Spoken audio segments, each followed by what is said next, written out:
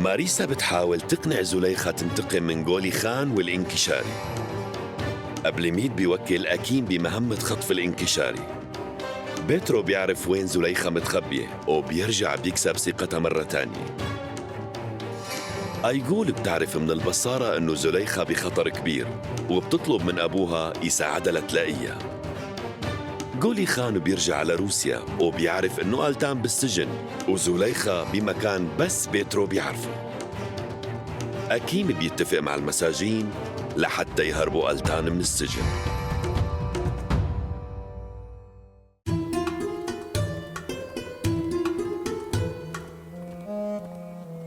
مفكر حالك بهاللبس هذا تحولت من شحاد لزلمة محترم؟ دير بالك بلحظة برجعك شحاد. بس كلنا فقراء على هالأرض الغريبة. في مين ناقصه مصاري وفي مين ناقصه حب ودفى. في ناس كتير ناقصهم شرف وضمير وإنسانية. على شو عم تلمح؟ لا، أنا كنت بدي أقول ما حدا كامل. أنا مثلا ناقصني الراحة المادية، وأكيد حضرتك ناقصك شي ما بعرفه. شوف لك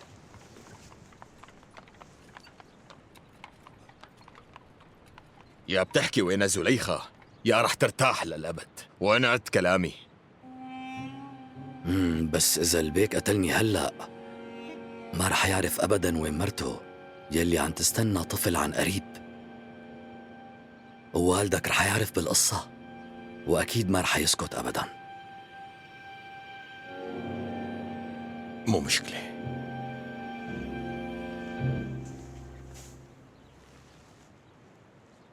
يمكن فينا نوصل لاتفاق. هذا الشي طبيعي.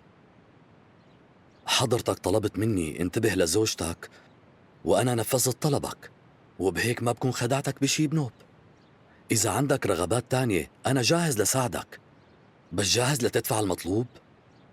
المبلغ رح يكون كتير كبير. أنت بتعرف وينها؟ خبرني قديش بدك.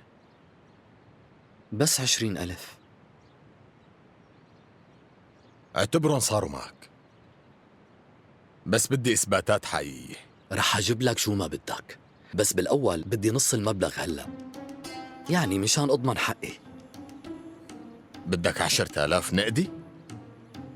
أها. طيب وبلكي غشيتني. أنا وأبوك عم نشتغل مع بعض. فكر يا بيك، شو بستفاد إذا خدعتك؟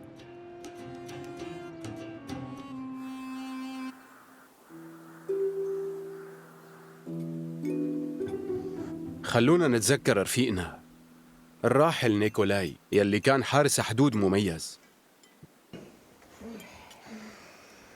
خلونا نشرب نخبه مع بعض. يا رب ترحمه وتغفر له، يا رب يا رب.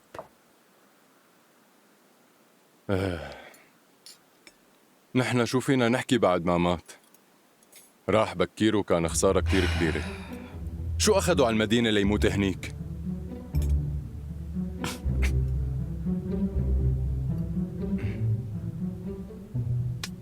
أنا رح أقلك شو أخدوا.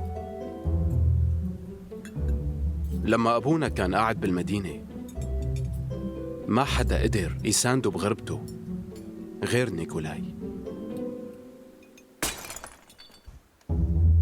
شو صار لهي؟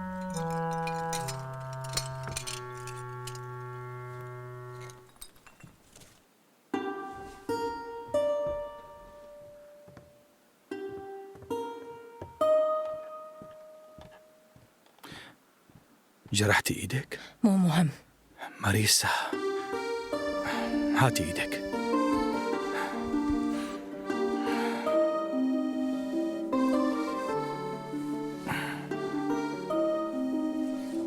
أنا وأنت انجرحنا بحياتنا كتير، يا ريت يربطوا إيدينا بهالشكل مع بعض.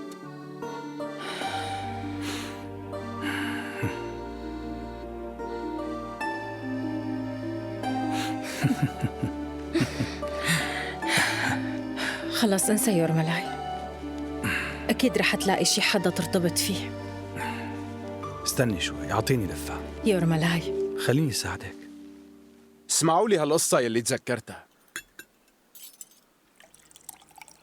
أبي بعتنا مرة عالسوق لنشتري شوية أغراض، بس نحن ورايحين تقاتلنا ونسينا كل شي وقت وصلنا. رقصنا، غنينا، وشفنا بنات حلوين.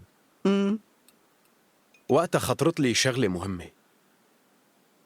قديش صعب تلاقي رفيق بيقدر يفهم روحك من جوا بدون ما يزعل منك. نيكولاي كان نادر. رح نشرب نخبو أولغا. نيكولاي كتير غلط لما بعد، بس شكراً لأنه حارب لآخر لحظة كرمالنا. شكراً كتير لحضوركم هالجمعة. شكراً إلك أكسانا لأنك ساعدتيني، وشكراً لأنكم بتتذكروا زوجي. بصحتكم. الرحمة لروحه، الرحمة لروحه، الرحمة لروحه.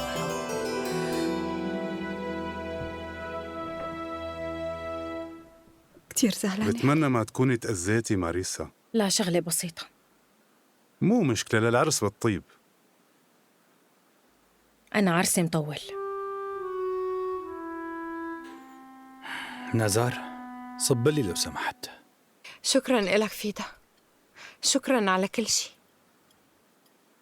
نطلب السلام والرحمة لروحه لنيكولاي.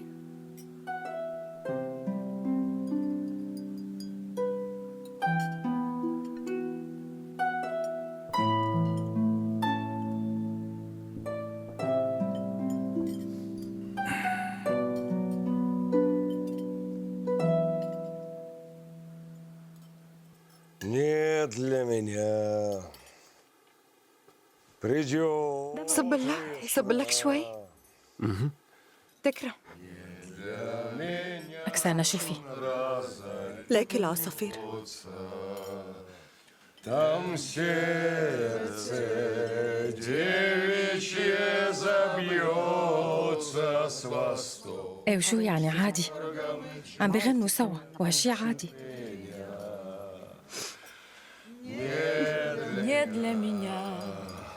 Цветут сады, в долине роща расцветает.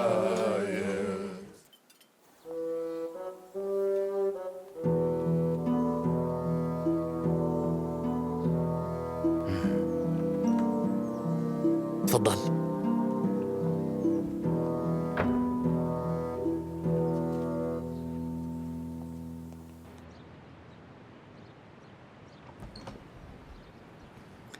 مشغول شي؟ أهلا وسهلا، بشو بقدر ساعدك؟ بصراحة اجيت أقدم مادة للجريدة. إيه فيك تقدمها وأنا بشوفها بعدين. ايه بس أنا بدي هالمادة بكرة الصبح تنشروها. ما بدي أتأخر كتير بالموضوع. هي شغلة مستعجلة يعني؟ ايه فوق ما تتصور. القصة هيك. طيب خليني أشوفها.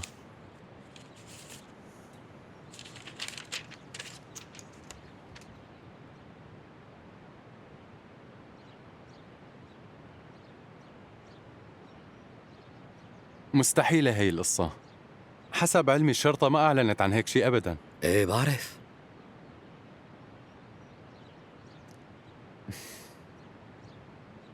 هيك رح تخرب بيتي يا أستاذ. هاد اسمه تزوير وأنا بنسأل، وإذا الشرطة إجت واتهموني باختلاق قصص غير حقيقية رح يكون موقفي صعب. وإذا سألوني عن مصدر المعلومات شو بقول لهم؟ منين المعلومات؟ قالوا لي إياه وأنا بالشارع. وكلنا عنا فضول للأخبار الحصرية، صح ولا لا؟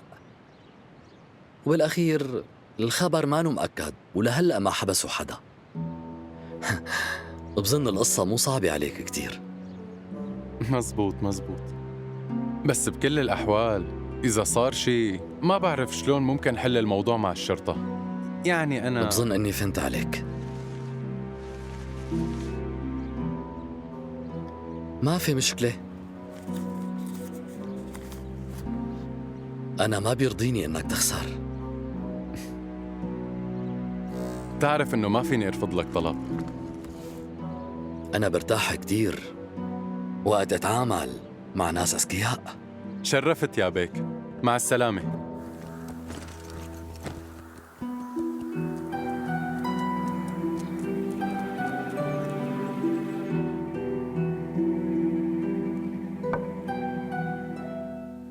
لا تزعلي يا أولغا، الرب وعدك بحياة سعيدة وحلوة، ولازم تعرفي تعيشي هالحياة.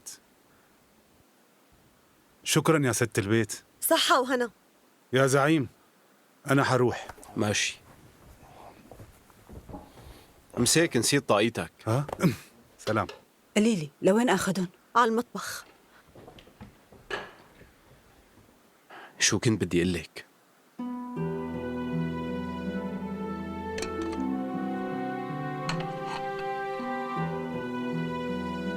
أكسانة اتركينا لحالنا.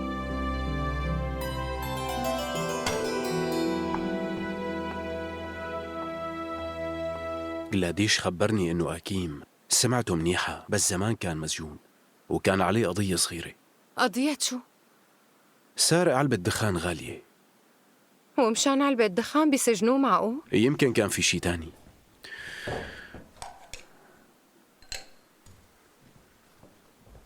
المهم، وهو وصغير كان يخدم عند واحد من الخواجات اسمه خروف. بتعرف فيودور صاحبة الفندق قالت لي إنه كنيتها قبل الزواج كانت خروف. خليني أسأل عن الموضوع. الفندق يلي بيضل يتردد عليه؟ إيه، هو وزوجها بيشتغلوا مع بعض. طيب، اسأليها لكن بلكي قدرتي تعرفي شي. طيب.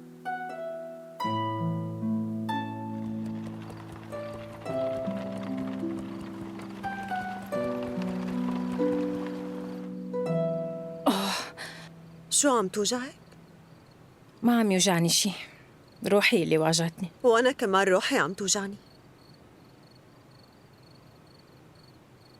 شو فيودور بطل يحبك؟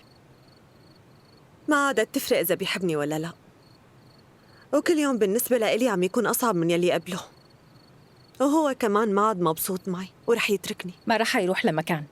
وأنتي شو عرفك؟ لأنه هذا أخي وأنا بعرف كيف يفكر.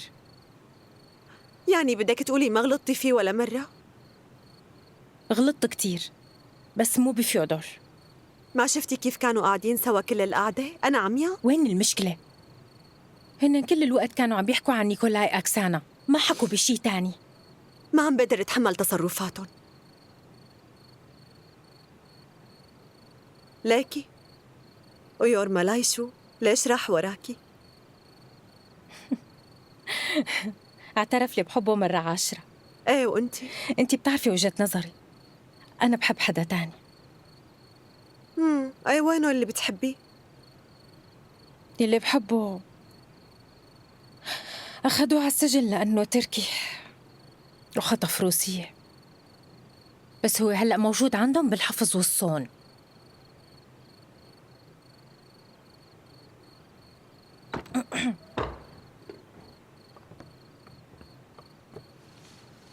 يعني تركتونا وقعدتوا هون لحالكن؟ امشي.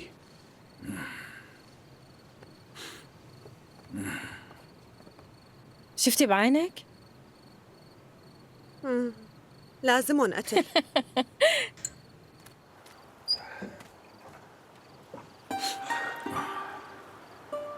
ايه، القعدة كانت بترد الروح وتذكرنا شخص منيح. نيكولاي طول عمره كان شاب منيح. معك حق. يا ريت لو مارسها مثل أولغا، يا ريت. رح أقول لك شغلة، إذا ما عم تقدر تتفاهم وتتعامل مع ماريسا ما في داعي تتقرب منها. هي من زمان كان فيها تختار زوج، بس بدها حدا مميز يكون شجاع ويحارب كرمالها. هاد هو الحب اللي بتحلم فيه. ونحن فينا نحارب كمان. إيه بس هي طبعا صعب وما عم تعطي فرصة لحدا. هي ما بتحلم تتزوج وتصير ست بيت. شوف كيف ناقشت معك. بحياتك تنتين مميزين، اختك بنت شجاعة واكسانا مرة منيحة وبتسوى تقلها ذهب. حاجتك بقى، انت سمعت الاخبار؟ مرت بضاعة تهريبي من جديد. ماني عرفان شو اعمل يورملاي، ما بعرف. بقسم العسكر لمجموعات، بخليهم ينتشروا على الطرقات. هذا الحكي ماله منطقي.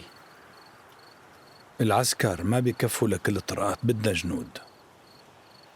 معك حق، بس لازم نتحرك. هاي بدها تفكير، بس بده يكون الواحد صاحي. تعال عندي بس تفضى. أكيد.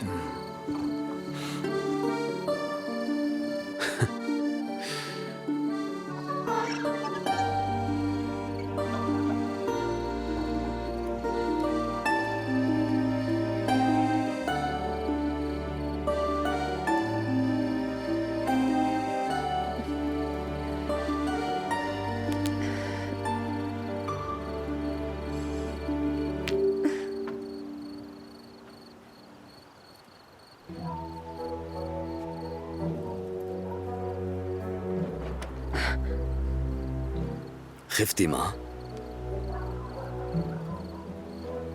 انت لازم تخافي من قولي خان، مو مني أنا. هو رجع؟ ايه، راح على القصر مباشرة. عرف إني عايشة؟ ايه، وأمر بقتلك مرة تانية. يلا لكن شو عم تستنى؟ ما بعرف العادات عنكن شو هي، بس عنا ما حدا بيقتل مرة ضعيفة وما لها حدا وحامل بطفل. هالشي ما بيصير. كيف متحملين هي العادات بمنطقتكن؟ عنا الزوج هو السيد والمالك. هالحكي غلط. الشخص يلي بده يقتل مرة وطفلة ما بيسموه سيد، بيسموه شخص قاتل ومجرم وبيتعاقب بالقانون. اسمعي زليخة، انت بنت فهمانة ومتعلمة، تعلمتي عند مدرسين أوروبيين. معقول ما بتعرفي انه ما بيصير تخضعي لرجل ويتحكم فيكي؟ للأسف هلأ بس صرت أفهم هي التفاصيل. هون بالضيعة كل شي فيها غيره ما بيشبهني. الناس عايشة بطريقة غريبة. كتير منيح انك صرتي تفهمي بالأخير. يعني اقتنعتي بالنهاية انه قولي خان مو صح؟ هو عنده طريقة تفكير معينة وانت عندك طريقة تفكير ومستقبل، وكمان انا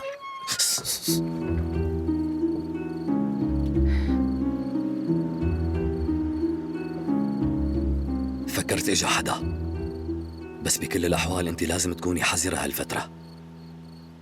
هو رح يقتلني بكل الأحوال، رح يدور علي ورح يلاقيني. ما في شي رح يمنعه عن قتلي. لازم نعمل شي نوهموا فيه انك ميتة. ساعتها ما حدا رح يدور عليكي. اعطيني اي شغلة مميزة تثبت له انه انا قتلتك وخلصت عليكي. بكرة بعطيها لقولي خان كدليل.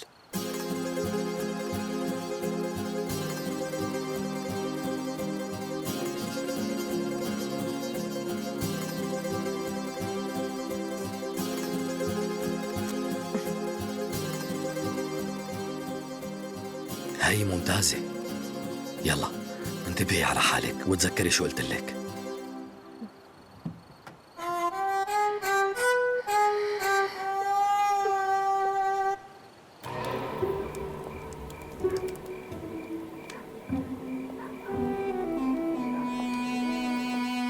اللي لما تكون بدك شي شغلة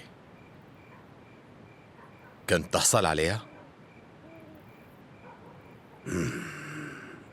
بحياتي ما كان بدي شيء مستحيل أحصل عليه.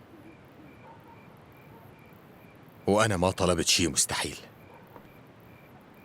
النجوم وعدوني بوريث من صلبي، وأنا عم نفذ رغباتهم. طيب ليش ما في شي عم يزبط معي؟ زليخة لساتها عايشة لحد هلأ، والكلب قالتان عايش، وما حدا خطف حارسة الحدود. ليش كل هالعقبات بطريقي؟ الصبر مفتاح الفرج يا بيك. لا تستعجل عشي، واصبر لتوصل لمبتغاك. القصة بدها هدوء. ما فيني استعجل، ما هيك؟ ولك ما في وقت. ليش النجوم حددوا لك وقت معين؟ مواريثك ممكن يخلق بأي وقت.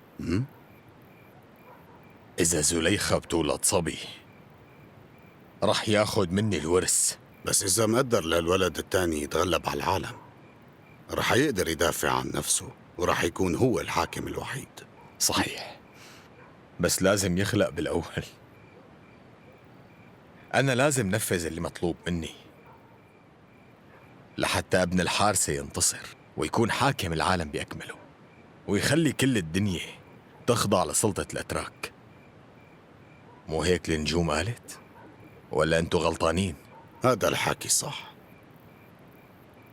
بس النجوم ما ذكروا أسماء. يعني المرأة مو مهمة، المهم تجيب الوريث منك أنت وبس. لا، أنا متأكد إنه هي لما شفتها أول مرة كأنها ضربتني بقلبي، والقلب ما بيكذب. أنا ما بدي وحدة تانية. مقتنع كتير فيها، وبدي إياها تجيب لي ابني. لاقيلي ماريسا، والكلب قالتان خلص منه. تأمر يا بيك. ماريسا، ليش زعلان يا حبيبة قلبي؟ صدقيني إذا نيكولاي شافك مبسوطة أكيد رح يكون مبسوط. نيكولاي، لحظة. نيكولاي كل العالم بيحبه. أنا إذا بموت العالم رح تكون مبسوطة، وأكيد بجنازتي رح يصيروا يوزعوا ورد. شو عم تحكي أنتي؟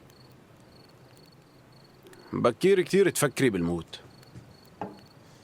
ماريسا، أنتي خلقتي لتعيشي. فيودور، أخونا نيكولاي كان بيقدر يعيش كتير كمان. ايه ايه، هاي الشغلة مو بإيدنا.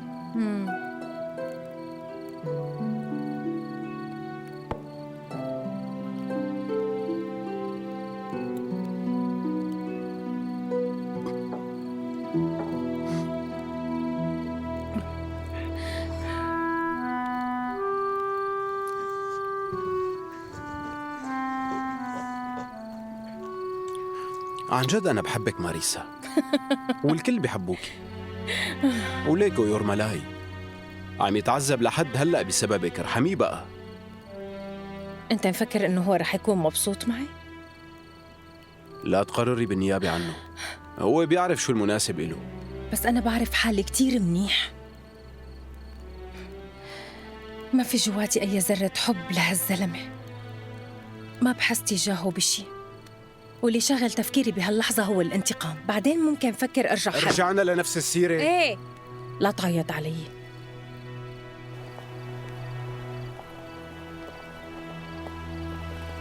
عنا كلمتين بدنا نحكيهم معك. هي أنت سامعنا؟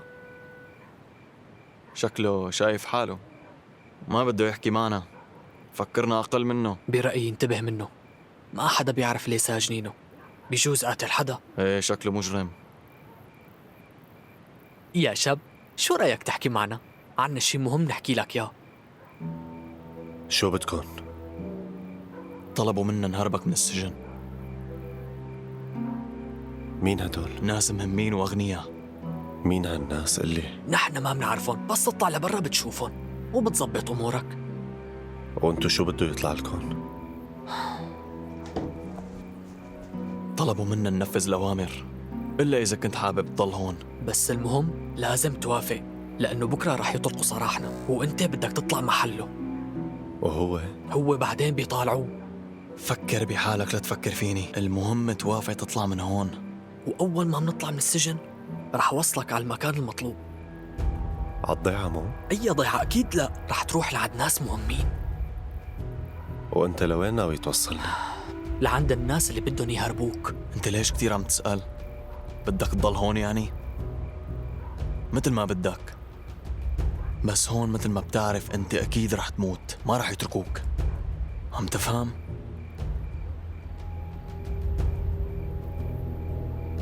مو مشكلة، بروح معكم. إيه هيك من الأول.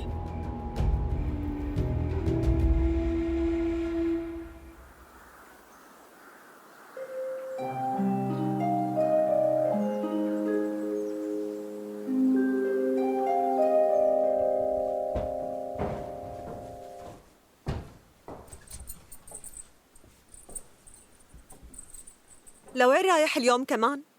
على المدينة. مرة تانية؟ مو امبارح كنت هنيك؟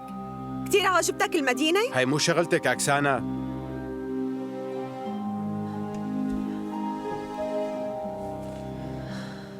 قلي انت ليش عم تعمل معي هيك؟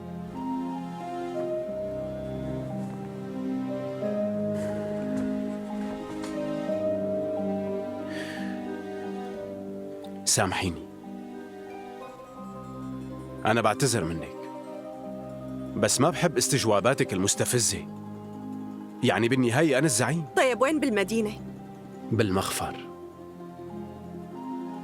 لازم أعرف مين اللي خطف ماريسا. بهي الشغلة كل شي واضح. ما في شي واضح أكسانا، لحد هلأ ما في شي مفهوم. يلا ما رح طول، بخاطرك.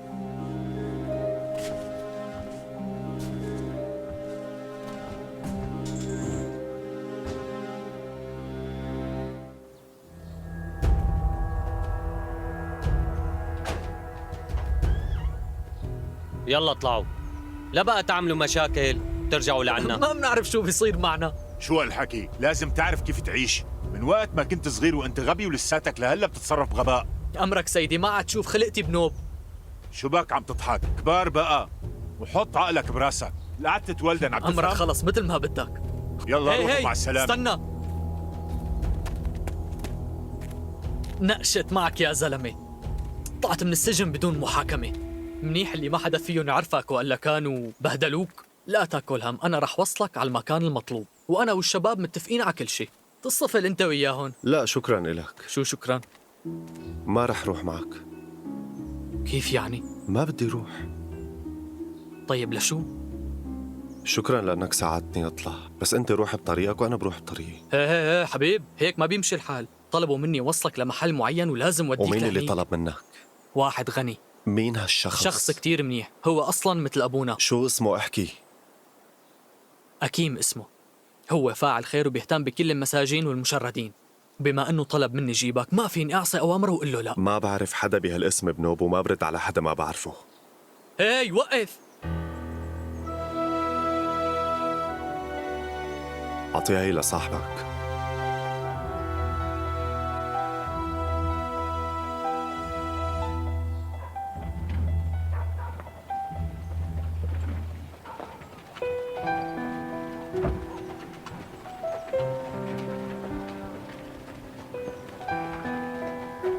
وقف.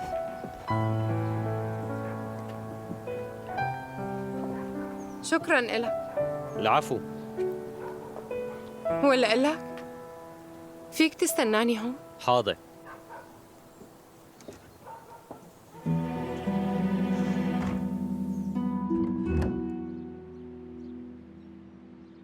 أولغا حبيبتي، أهلا وسهلا فيكي يا روحي، مبسوطة كتير بشوفتك. تسلمي داريا أليكسيفنا، نهارك سعيد.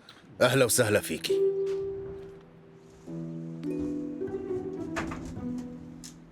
بدي أحكي معك بموضوع بخصوص أكيم بروكلوفيتش. في شي مهم أولغا؟ إيه، بيكون منيح إذا ليديا بتسمع هالحكي. بتناديلها لو سمحتي؟ فيي ناديها طبعا، بس بتوقع ما بدها تسمع شي عن أكيم بالمرة، لأنه من ذكر اسمه عم تنزعج. لو بتعرفي بالفترة الأخيرة ليديا قديش صارت عصبية، خاصة بعد اللي صار. بفهمها. طيب ليش لساتنا واقفين؟ تعالي نقعد وتحكي لي. تفضلي. أنا عم بسمعك أولغا حبيبتي. هاي استنى شوي.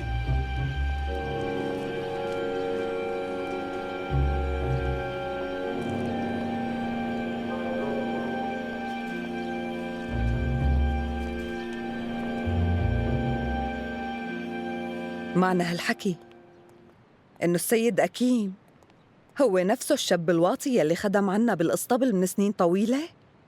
تتذكريه يعني؟ مو كتير متذكرة تفاصيل عن شكله. كان يضل يتفتل حوالينا بأواعي وسخة. بتذكر وقتها ساوى شغلة أبداً مو منيحة. هو سرق من بابا علبة سيجار فضية كتير غالية. أبي كان يحبها كتير لأنها كانت هدية من رفيقه الضابط. مشان هيك هو وقتها كتير زعل من هداك الولد، صرخ عليه كتير وشده من شعره وبهدله، وبعدين سلمه للشرطة. أنا بتذكر كتير منيح لما إجت الشرطة وأخدته، كان عم بيعيط ويقول بده ينتقم منه ومن كل فرد موجود بعيلته، وهدد يقتل كل العيلة ويشردهم. وهو ما اعتبر حاله مذنب وما حس بالندم أبداً؟ لا بالمرة. مو غريب على واحد مثله هالتصرف. لا يا أولغا لا تقوليها. هو معقول يكون رجع لينتقم مني؟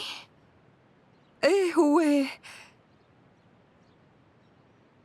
لا بس أكيد هو السبب بعد وفاة أبي.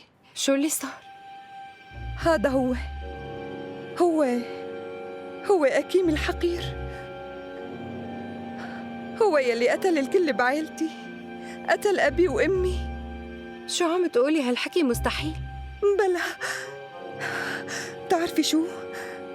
بابا بيوم اجته أزمة قلبية مفاجئة، مع أنه بحياته ما اشتكى وما كان كبير بالعمر كتير وما عنا حالات مشابهة بالعيلة. أنا ما بستبعد أبداً يكون أكيم هو يلي سممه. هو رجع لعندكم بعد ما طلع من السجن؟ لا بس أنا خايفة كتير لأنه ما عاد شفنا أكيم من وقتها، بس هو بيعرف كتير ناس وبيكون تعرف على مجرمين. أكيد بيكون خلاهم ينتقموا من أبي وبعدها انتقم من أمي. أهلي المساكين شو يلي صار فيكن؟ داريا ممكن تكون صدفة عادية وأبوك يتوفى طبيعي. صدفة عادية؟ إيه ممكن. طيب وحياتنا يلي تدهورت فجأة بعد وفاة أبي كمان هي صدفة؟ أنت بتصدقي هذا الحكي؟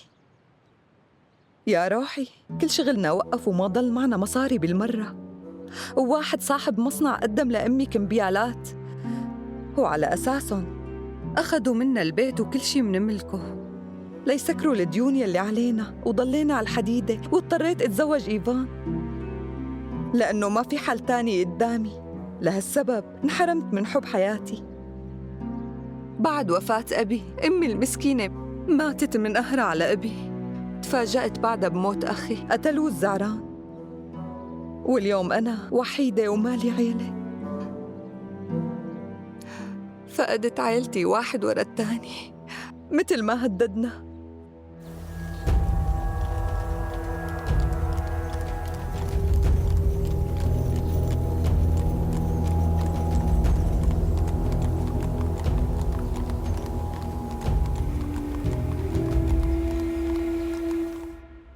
يا ربي شو هاد؟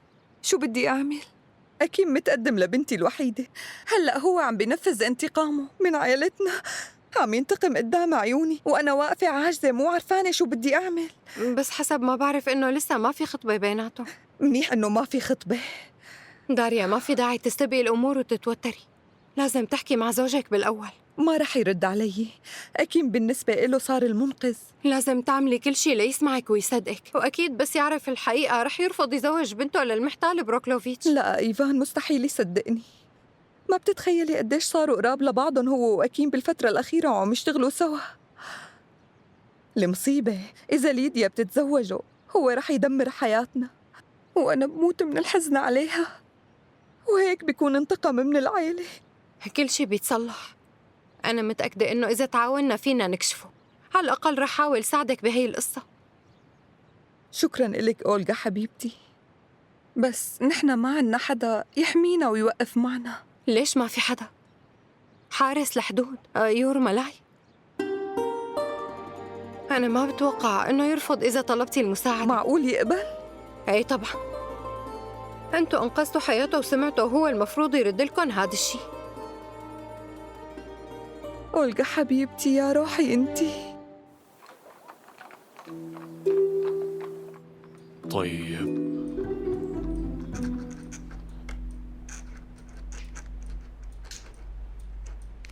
لا مو عاجبني بصراحة. رح يقولوا وين كنت حضرتك وكيف آلتان قدر يهرب وهدد 4 مساجين. رح فكر أكتر، رح قلن إنه استخدم سلاح وهددن فيه لحتى خافوا هيك، وسرق لباس واحد من الشرطة كمان.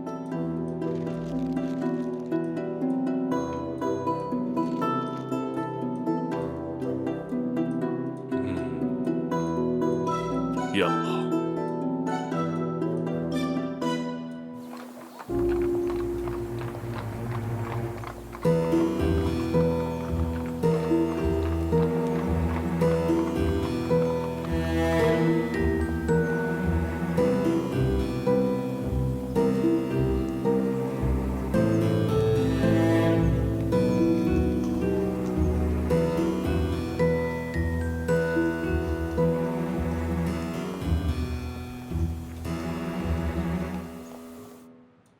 لا لا لا كمان لا، مو منيحة، ما عجبتني.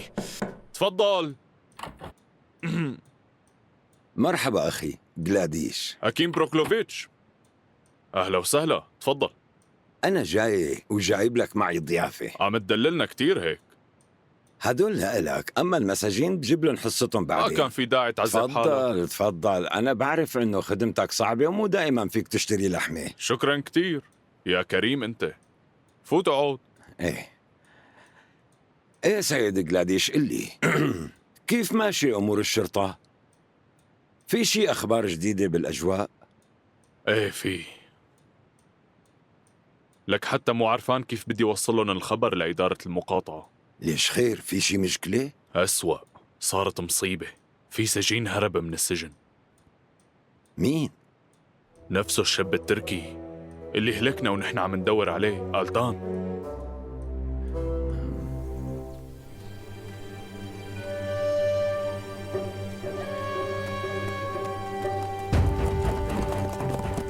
يا شباب، في شيء هنيك بين الشجر، يمكن يكون مهرب. صحيح؟ منروح منشوف؟ خلينا نشوف. روح بلا حصانك، يلا. هون ما في شيء يا شباب، خلينا نرجع. يلا اركب حصانك.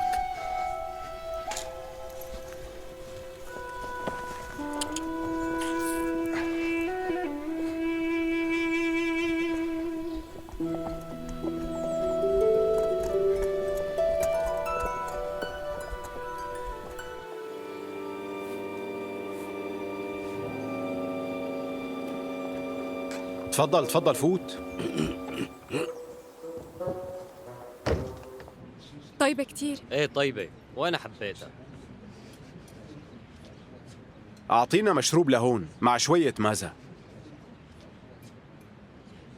المعجنات عندهم كتير طيبة. ايه خبرني يلا، شو الجديد اللي عرفته عن أكيم؟ هو ما في شيء جديد بخصوصه. هو عنده محل لحمة، بيتاجر باللحم والدهن والفوارغ، اللحم وسجق وبسطرمة.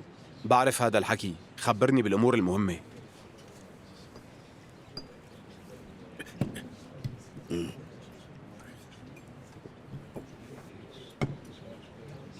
هو بيشغل متسولين،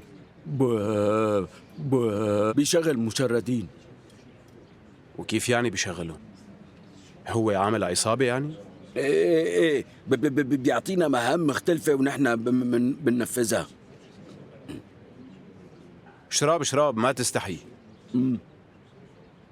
وانت؟ وانا رح اشرب. معقول اقعد معك وما اشرب؟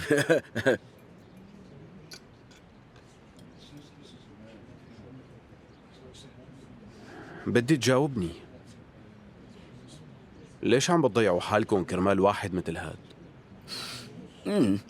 عم يدفع.